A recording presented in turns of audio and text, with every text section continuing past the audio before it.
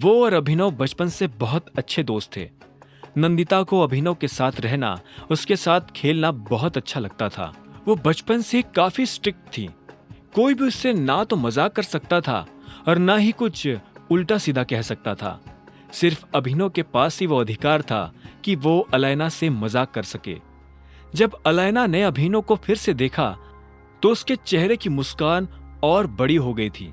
अलैना उसके पास आई और उसे अपना कार्ड थमाते हुए बोली, अगर हिम्मत हो तो मुझे फोन करके दिखाना, और हंसते हुए वहां से निकल गई। इसी तरह अभिनव ने अपनी कोर टीम के आखिरी मेंबर का दिल भी जीत लिया था। जब अलैना हॉल से निकली तो संग्राम फिर से अभिनव के पास आया और बोला, ये रहा आपका हार, इसका पेमेंट हो गया है। यह सुनते ही अभिनव ने नंदिता का बिजनेस कार्ड अपनी जेब में डाला और उसके बाद हार की तरफ देखने लगा। हार को देखते ही उसके चेहरे पर मुस्कान आ गई थी। इतने में संग्राम ने अभिनव से पूछा, आप इस हार का क्या करने वाले हो? अभिनव ने इस सवाल के जवाब में बस संग्राम को देखा और मुस्कुराते हुए बोला, चलो। अभिनव संग्राम के साथ उस हॉल से बाहर निकलने लगा था। उसका हाथ अभी भी अपनी जेब में उस बिजनेस कार्ड पर था जो नंदिता ने उसे दिया था। वो अलैना यानी नंदिता को जरूर फोन करने वाला था। जैसे ही वो बाहर आया तो सबसे पहले उसकी नजर सामने बने एक रेस्टोरेंट की पार्किंग में खड़ी एक गाड़ी पर गई। वो गाड़ी हूबहू अनन्या की गाड़ी जैसे लग रही थी। अभिनव के पैर जब उस गाड़ी को देखकर रुक गए तो संग्राम ने उसे देखा और बोला, क्या हुआ, सब ठीक है? अभिनव आगे बढ़ने का नाम ही नहीं ले रहा था। उसकी नजर अभी भी उस गाड़ी पर टिकी हुई थी। तभी अभिनव ने देखा कि अनन्या और चाहत उस रेस्टोरेंट से बाहर आ रहे थे। अभिनव ने संग्राम को देखा और बोला, तुम्हें मेरे बिना ही जाना पड़ेगा। फिर अभिनव ने अपनी जेब में हाथ डालकर गाड़ी की चाबी निकाली और संग्राम को देते हुए बोला, यह हार मेरी गाड़ी में रख देना और गाड़ी अकरम की यहां खड़ी कर देना, मैं उसे कल लेने आ जाऊंगा। अभिनव ने संग्राम को इतने अच्छे से समझा दिया था कि अब संग्राम के पास बदले में पूछने के लिए कोई सवाल नहीं रह गया था। अभिनव ने भी अनन्या की तरफ बढ़ना शुरू कर दिया था। जैसे ही चाहत ने अभिनव को अपनी तरफ आते हुए देखा तो वो खुशी से चहकते हुए बोली, अभिनव! ये नाम सुनते ही अनन्या की त्योरिया चढ़ गई और अगले ही पल वो हताश भी हो गई। उसने देखा कि अभिनव सामने से चला आ रहा था। जैसे ही वो अनन्या के पास आया तो उसने पूछा, तुम यहाँ क्या कर रहे हो?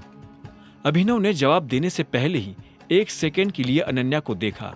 उसने बहुत सुंदर ड्रेस पहनी हुई थी।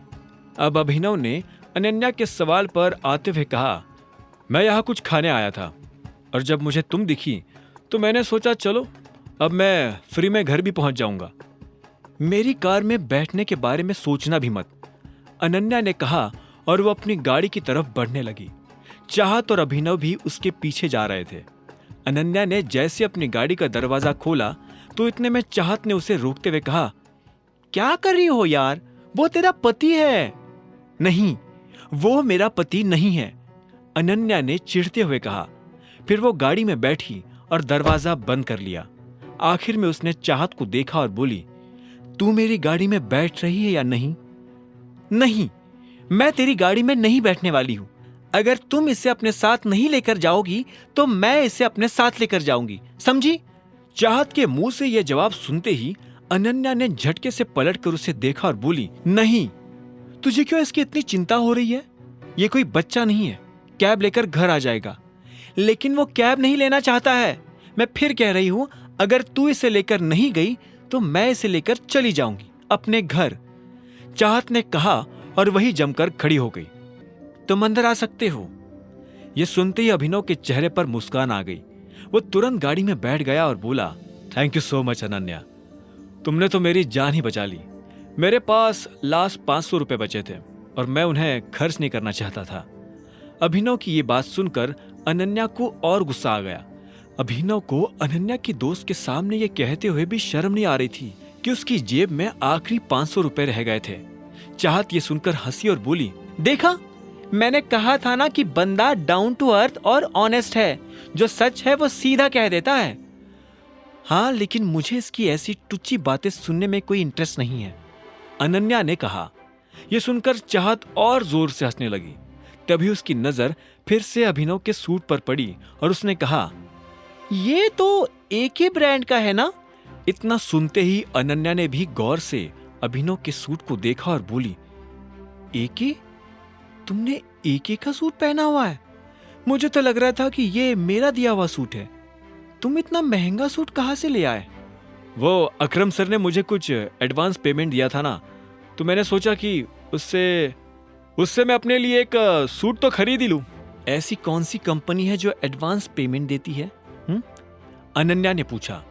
अभिनव मुस्कुराया और बोला, वो क्या है ना, सर को मेरा काम पसंद आया, तो मैंने ऐसे ही उनको बोल दिया कि सर कुछ एडवांस मिल सकता है, तो वो मान गए और उन्होंने मुझे कुछ पैसे दे दिए। फिर मैंने सूट खरीद लिया ताकि तुम्हारे साथ कहीं आऊं जाऊं तो तुम्हारी तरह अच्छा दिख सकूं। आगे की कहानी जानने के लिए देखें अगला एपिसोड सिर्फ पॉकेट एफएम के यूट्यूब चैनल पर, और द रिटर्न ऑफ टाइगर के सारे एपिसोड्स को सुनने के लिए डिस्क्रिप्शन में दी लिंक से डाउनलोड करें पॉकेट एफएम ऐप।